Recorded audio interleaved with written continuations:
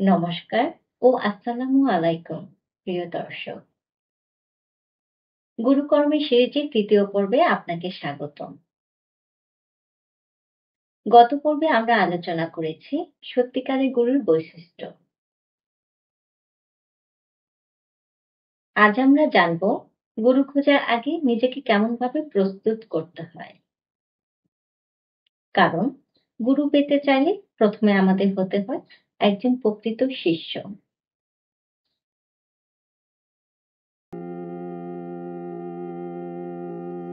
এখন আমরা জানব শিষ্য মানে কি। শিষ্য মানে শুধু অনুসরণকারী নয়, তিনি একজন সাধক।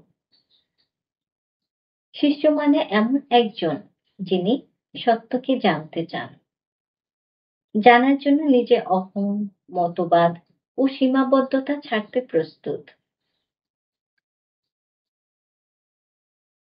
শিষ্য শব্দের অর্থই হলো যিনি শাসন বা শিক্ষা গ্রহণের প্রস্তুত।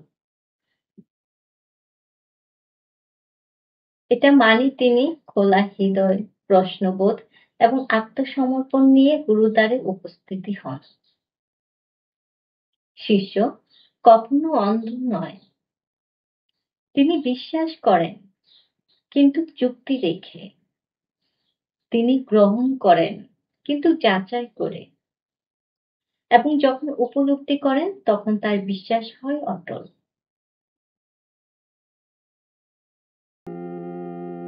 এখন আমরা জানব শিষ্য হওয়ার পূর্ব শর্ত।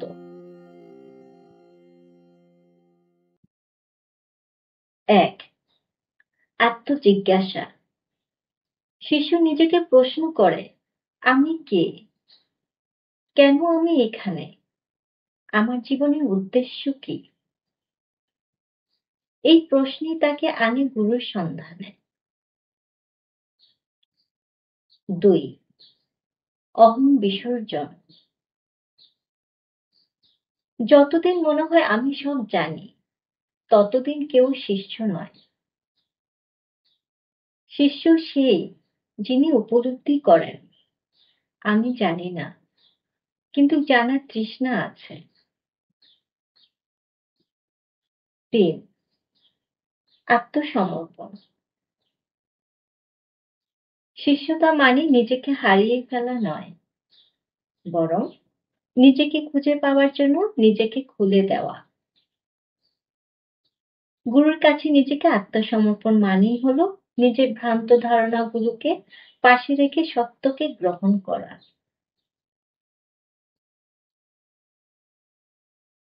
এবং ৪. সহিষ্ণুতা ও ধৈর্য।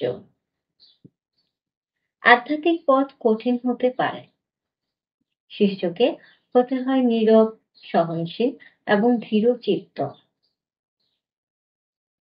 তিনি কখনো গুরুর পরীক্ষায় রুষ্ট হন না, কারণ জানেন এই পরীক্ষার মধ্য দিয়েই তার উন্নতি।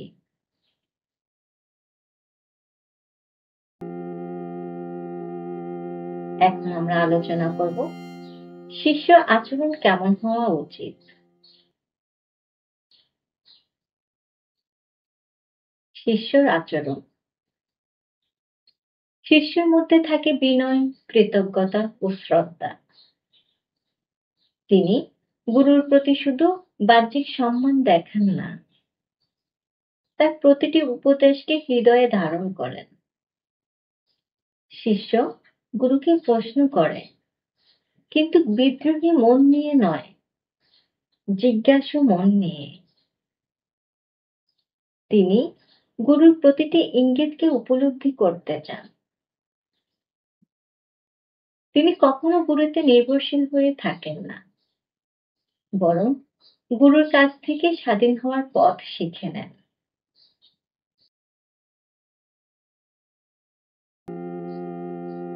শিষ্যতা হলো এক অভ্যন্তরীণ প্রস্তুতির ফল।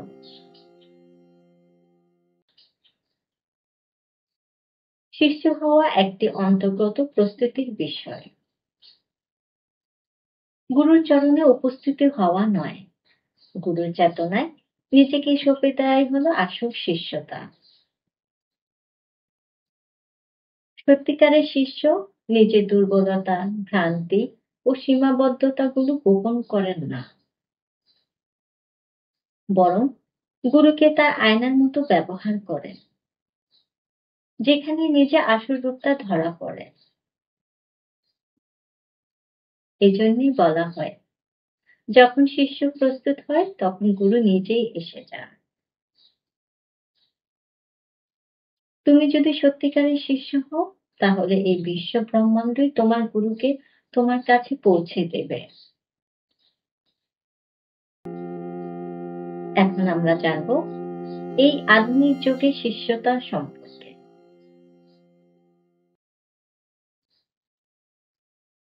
আধুনিক যুগে শিষ্যতা।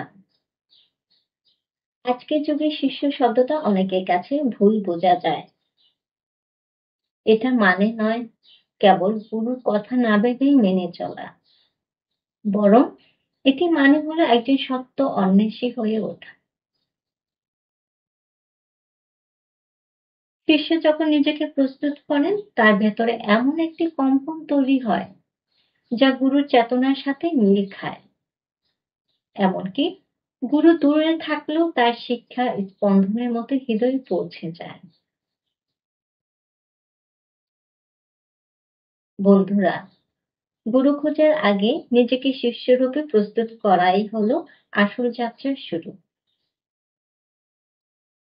তুমি যদি সত্য চাও, গুরু নিজেই তোমার পাশে এসে দাঁড়াবেন, তার চোখে, কথায় কিংবা কোনো পরিস্থিতির মাধ্যমে। পরবর্তী পর্বে আমরা জানব গুরু শিষ্য সম্পর্কে গভীরতর রহস্য ও রূপান্তরের পথ। আত্মা যদি ডাকে, গুরু আসবেনই, এটাই চিরন্তন সত্য।